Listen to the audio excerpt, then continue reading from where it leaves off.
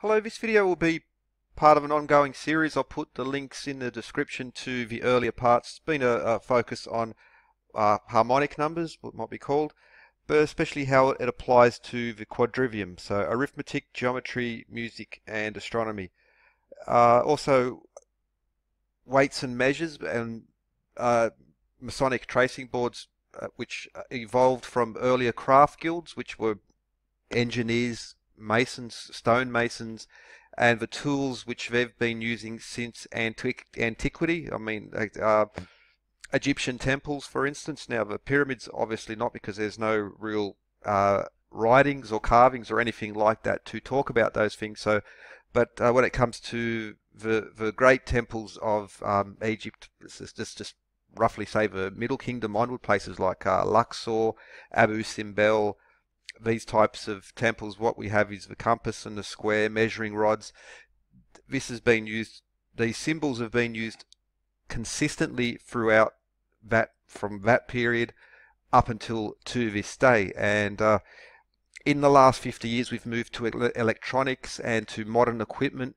And so again, I've seen, people saying that, oh, well, masons use these type of tools now, diamond cut saws, these types of things, and therefore ancient people couldn't do it.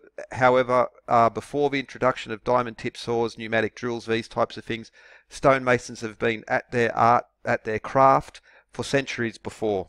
And so I just have to say, if you hear this argument that diamond tip drills, all of that, it's absolute nonsense. It's bollocks, because stonework, elaborate, complicated stonework, existed well before this time, from centuries, consistently back through the centuries, through the millennia, back through time.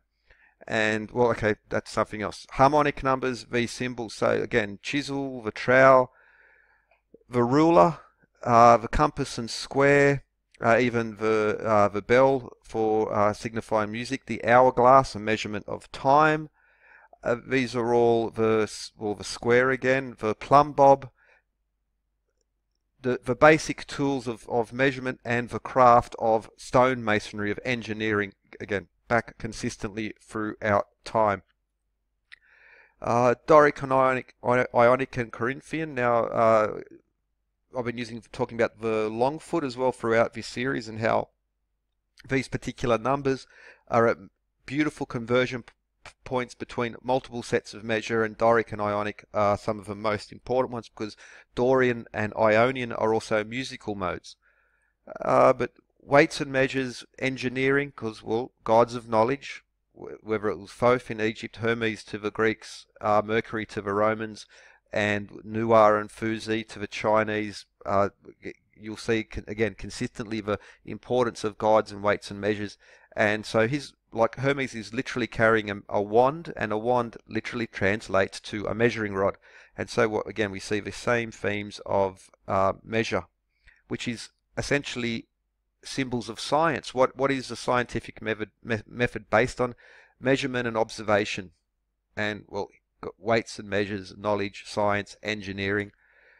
And so these are key symbols. So this is one of the reasons why you'll see this symbol in so many important places, but it's much more detailed than that. But also, this is a good picture because it also incorporates some of the main themes that will be already been seen, but again will be repeated in this particular episode. So this is an equinoctial portable. It's a portable sundial. It's a measure, and it relies on a compass for you to, or the 360-degree protractor, or the compass as well. That's with the magnetic. Well, the compass gives you the direction, north, south, for instance. But so what we have is the compass and the clock, time and direction. Time tells us when we are. The compass tells us which direction we are headed. And even with the ruler, it tells us how far we are away. So some of the main questions which go to religion is, who am I? Where did I come from? Where am I going? The ruler tells you well, okay, a lot of these questions are actually answered by these exoteric instruments, but they complement and actually interact with the esoteric. And I think that but the esoteric and the exoteric are very bound together through Hermeticism. Now, Hermeticism is usually connected to the esoteric, but Hermeticism, Hermes, the god of weights and measures, Thoth, god of weights and measures. So these symbols is important. But so if I know the time and I know my direction and I know how far, not only does it tell me where I am and which direction I am headed, and when I am, it also tell you when I will arrive. So some of these main, of all the religions, philosophies, who am I, what am I here for, where am I going, where did I come from, a lot of these questions are answered in here, and they're also literally navigation tools as well, mapping. But also the compass, and that's a geometry. Now, what does geometry mean? Now, people will think shapes. Well, that's okay. It's sort of true, but it literally translates to geo, as in the earth, and metry as in measure, earth measure. You measure the earth with geometry, and that's why such as the compass and the straight edge is so important to old-fashioned navigation and mapping, which in itself is a nice little coincidence because you're mapping things. It's like knowing where you are, where you've been, where you are going as well. So there are these deeper aspects to it as well. But the protractor, or the 360-degree compass, the ruler, weights, time, even pressure and temperature, we'll get into it more, but that's these are all very closely linked. So these are where we've already gone through, and now we're going to have a look at this column, 3 to the first. So we begin with a number 3, and the trinity, for instance. Now, because 3 is a smaller number, I'll just leave it at that. There are so many other connections now. You could, well, we'll just leave that one for the moment. But it's also interesting that according to Bode's law, which is it's banned to even mention Bode's law in some astronomical journals. Okay, well, that's another side topic.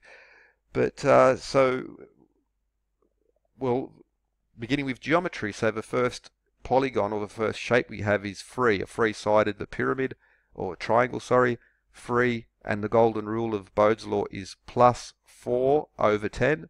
3 plus 4 over 10 is 0.7. Bode's law would say that Venus, so this is where Venus should be, and Venus is just outside of where Bode's law says it will be. That's an interesting point, because Venus is the only planet which rotates in the opposite direction to all the other planets. Something's happened to Venus in the past, and so this could, well, in my mind, I'm quite confident of it, that this explains the reason why Venus is the only is the planet which does not fit Bode's law exactly. But we'll get to more on Bode's law. So 3, and the next number is 6, and 6, well, 60 minutes per hour, 60 seconds per minute, reference to time, 60 minutes per degree, and 60 seconds per degree on the compass, for clock and the compass.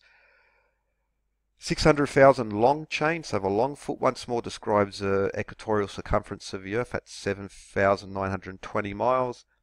The vesica itself with 60, but 6 is the most perfect of perfect numbers, and it's the only number which has this property: 1 plus 2 plus 3 equals 6, 1 times 2 times 3 equals 6, and also across dimensions have this same beauty connected to the number 6. Is also, as an example there, how it goes through the dimensions, through the infinite dimensions. So again, the long foot being so important in regards to this is also goes a lot to explain 33 feet, but we'll get into that in future. And so what we have is time and the compass, the clock and the compass. We also have references to astronomy, geometry, and arithmetic, the quadrivium. Now music will also come into this, but we'll see it more. So the next, so we had the equilateral or the triangle, 3. Now the next is, this is based on the vesica, or sacred geometry as it's called. The next would be the 6-pointed star. 6 plus 4 divided by 10 equals 1. That's spot on, describing where Earth should be. Now 1 AU, an astronomical unit, is used by astronomers to, especially when they're talking about distances in the solar system. And it's just interesting that 1 AU is actually equal to 1 where Bode's law has predicted it. Now, ancient weights and measure systems, well, it's again, they're all there. You'll even pay to these other numbers I'll get to, or I've already gone into, and so it's built into ancient science. So 12. So the Kali Yuga, 432,000 years. That's 1200 divine years, as they say. 12, there are 12 constellations in the zodiac, which is a direct link to precession. 12 months in the calendar year. 12 being a lovely number across 3 dimensions. Vivesica, once more, 12 inches per foot. 12 just being so important, like the 12 apostles, 12 people in a jury, 12 people on a board, this type of thing. It's a beautiful number. Now we work in base 10, but there's still a movement. Maybe it's not as big as it was a few decades ago to go back to base 12 number system. So instead of counting 1 to 10, we would have counted 1 to 12. Is it the duodecimal system? Probably. Yeah. Anyway, time, astronomy, and arithmetic. Calendars, yeah, so you get the picture. Again, just repeated same themes now. Bode's law, 3, 6, and 12. So the 12-pointed star is next. 12 plus 4 divided by 10, 1.6. Again, describing where Mars should be. Again, 12. So New Jerusalem is 12,000 furlongs high, wide, and deep, according to the King James version. Older versions will say stadia. And the Ark of Utnapishtim, which is the flood story, that's 120 cubits high, wide, and deep. And so the story of Noah is pretty much pilfered. Not pilfered. It's a direct copy of the Ark of Utnapishtim from the Epic of Gilgamesh, also called the Preserver of Life, because the animals were saved and that type of stuff as well. Now, also he got a warning of people being sinful, just like Noah did. It's the same, including the releasing of a dove and a raven after the rain had ended, exactly like Noah. But that's something else. Weights, once more, especially the Greco-Grecian and Roman weights, reduced to the English troy weight. And we see how that comes on now. That's a big story in itself. But okay, 24 hours per day, long rods, describes the equatorial diameter of the Earth. Alpha to Omega, 24 letters, the Greek alphabet, 24 knuckles in finger counting. Again, 24 cross 1 times 2 times 3 times 4. Now, if I might as well go back and where have we got arithmetic? Okay. Oh, it's hard to tell there. 1, 2, 3, 4. Now, you'll also see this in people such as Kircher and others of, the importance of that. Okay, I shouldn't divert too much. And the vesica, once again, geometry, time, the ruler, geometry, arithmetic, again. Now, interesting, Bode's law, at the time when it was brought up, the asteroid belt series was not known. It predicted not only that series would be there, it predicted where it would be. And that's one of the powers of Bode's law. Weights and measures, 24 again. And 48's the next one. So Satya Yuga, 1728, but that's 4,800 divine years, 48 days. Buddha sat under the Bodhi tree. Mary, Jesus, the mum of Jesus, was 48 years. Anyway, so you'll find it so often, but in weights and measures, so when they talk about the weight of gold and silver, they're not talking about the standard pardon, food ounce, so 28.3 gram ounce. That some people, when you buy an ounce, when you buy organic plant material, let's just leave it at that. That's at 28.3 grams, but the troy ounce is 31.104 or 11035 anyway grams. But that's based on 480 grains. New Jerusalem, of course, but also in the rods. And the Ark of Utnapishtim, even Jupiter, so 48-pointed star, that's the next one, which we would get if you just keep that geometric system. And it's also, says where Jupiter is, pretty much, it's spot on. And, okay, also, well, no surprise there, ancient weights, Bode's law, and a moment. Okay, so next on this column, 48, and we have 96. Again, weights and measures. Now you might even 9600 there for the the ancient Roman system, how it converts to the English troy, well, to grains especially. So we say English grains as well. So, well, 432, 144, 108, 72, 54. Same numbers we saw earlier episodes. Even again in, well, for instance, in printers, dots per inch, again 960 pixels, or DPI 96, and Saturn. So we have a 3, 6, 12, 24, 48, 96 pointed star from emerging from the vesica. 96 plus 4 divided by 10 equals 10, and it's spot on to where Saturn should be. It's also interesting in regards to the relationship between Saturn, time, and the Earth itself, as where Earth is 1 on the Bode scale, Saturn is 10. So there's some really nice connections there with Saturn, time, even speed, orbital speed of the Earth in relation to the polar diameter of Saturn. But next one is 192 on the Pythagorean tuning scale, music 192, and Uranus 192 plus 4 over 10, 19.6, again describing where Uranus should be. Now it's not as nicely placed in the middle, but Uranus is tilted. So just like Venus, there's evidence of some sort of impact, or something's happened in Uranus's path. It passed, and goes a nice way to explaining these little discrepancies that appear in Bode's law, because it only happens on these planets that have like Venus and anyway Neptune as well. But so we have music and well, geometry, that's how we get this 192 pointed star, and that of course will also be a link to astronomy.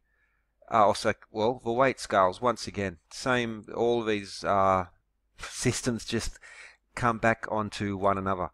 And 384. Now,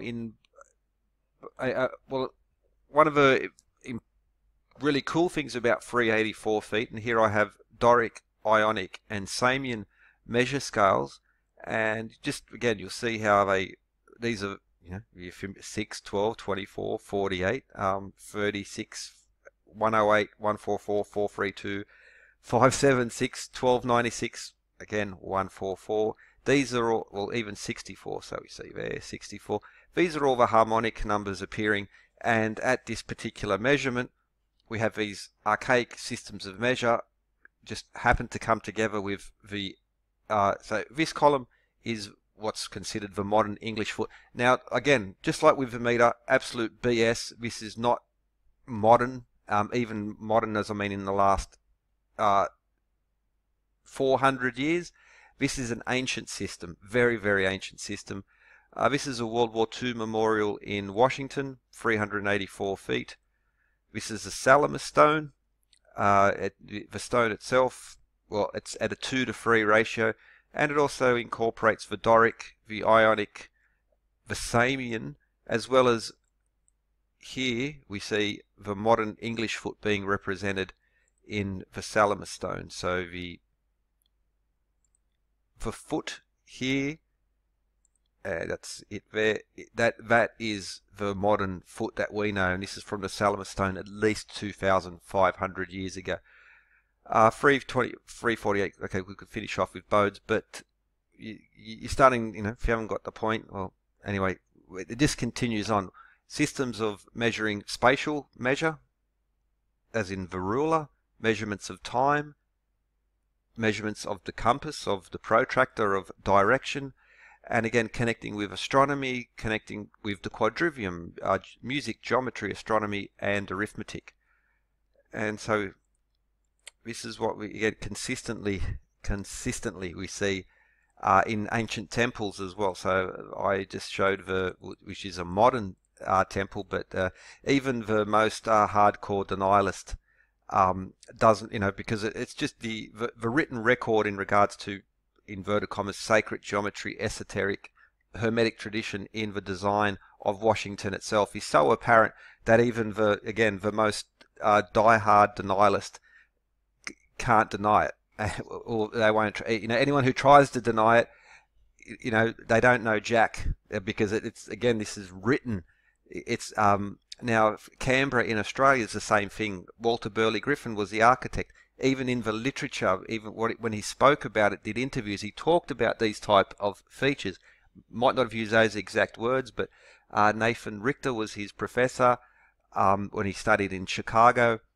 again, this is just another example of that I'd welcome someone to try and have a go anyway, because I've had some people, will sort of come on and usually from a sock puppet account, zero subs, no activity, and they come on and they try and drop something on there, and anyway, I sort them out quick enough because, well, do your best. Anyway, guides of knowledge, weights and measures.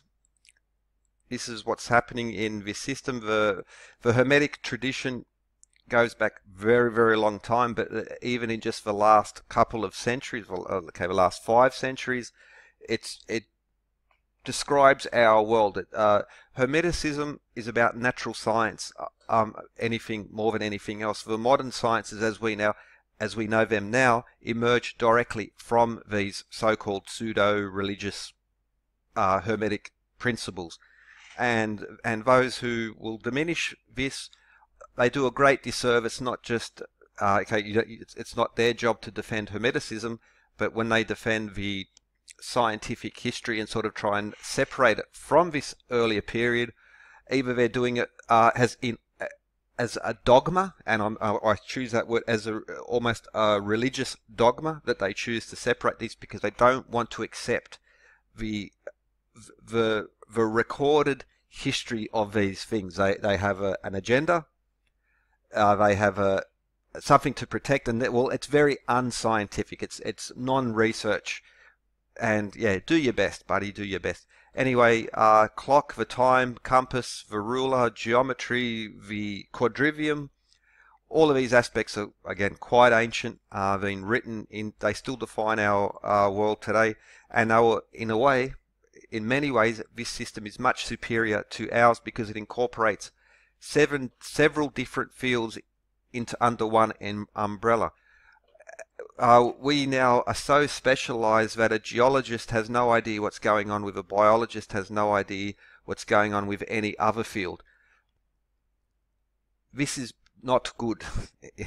This is very bad, that what's happening, because when you look through a telescope, you see really far into the distance onto one spot on the horizon, but you don't see the bigger picture. Hermetics, this method, the 7 liberal arts, is about having a big picture version of natural sciences, of observation, and this is why it's superior in that way, but it's also superior when we're teaching the young. The state school system you go through, you come out, you don't really know anything, to be frank. You can read, you can do some basic arithmetic, but pardon me, if you've ever seen one of those vox pops when they ask people how long does it take how long does it take the Earth to orbit the sun? Literally that's a year, but people are, I don't. Even people who did fairly well at school, as soon as they come out of high school, for instance, or even university, ask them how big is the sun, how big is the moon, how big is the Earth, how big are they in relation to one another, about musical scales, and the education system has utterly failed, and we need to return to a more Hermetic-like system. Now, I'm not doesn't have to be like this, but this is, well, much more holistic. I say holistic as a whole, not using the kumbaya type of word that gets attached to it, but weights and measures, time, Hermeticism, it's all beautifully, intricately linked. And again, this is the literature itself, from going back centuries. They literally describe this in the literature. And so anyway, that's this column. Again, you could go into a lot more depth on each of these. Each time I do these, it's a short list, and it's quite cool method, quite cool system. I think, well, a superior system to what we have now. Let's just be blunt. It's junk. What the method that we have now. Just in the time that I went through schooling in the 80s, and I started to see the beginnings. I was too young to realize it, but the beginnings of this new what we call now SJW system was already coming in back then, and it wasn't just about the whole SJW thing, but it was also about dumbing down, and everyone gets a prize. We don't want to upset people by giving them too hard of a question, so we're going to have some really easy questions. That way, everyone gets it right, everyone feels good. Well, this is how we got to the state of affairs that we are now, and this needs to change. And so with that, anyway, the next got a couple more columns. For instance, this column here and this column here, but we're going to see the same thing happening again. You could extend it out, but in this series I'm just going to be focusing on this yellow and then up to 3 to the 5th power. And again, links will be in the description to earlier episodes. It's geometry, it's arithmetic, it's astronomy, it's music. Why do we have a 24-hour day of 60 seconds each, of 60 minutes each minute of 60 seconds? Why is it a 12-inch per foot, 3 feet per yard? Why is the compass 360 degrees? Now there are some nice easy answers to say that. Well, it was just a legacy of the Sumerian base 60 system. Well, there's some truth to that. There's quite a bit of truth to that actually, but that's not the whole truth of these things. And if you look into the history of when the 360 degree compass was brought into use, it was several thousand years after the Sumerians and Babylonians. So it doesn't match, and these questions need to be brought into it, because just like with the foot being based on a king's foot, this is it is like really silly to say this. It is based on nothing. It is mythology in the capital M use of the word mythology. I don't think mythology is a dirty word on its own, but when they talk about the origin of the foot and the clock and these other things, it just doesn't have any logical connection to reality. Okay, so yeah. Anyway, with that, hope you enjoyed. Have a good one. There will be a few more to come, and we'll go through, because it is an entire system. It's not just about a few nice coincidences. The method matches up the famous historical figures involved in it, so around for Plato, Pythagoras, Aristarchus, and going through. Now, I used Greco-Roman here. The Greeks and the Romans inherited a good deal of their knowledge from earlier civilizations, so it was not invented at that time. I just use that because that's where we have a really strong record of it, like where it's literally written out for us, and there's no again, even the most hardcore denialists can't deny that, even though some will try. Anyway, have a good one. Cheerio.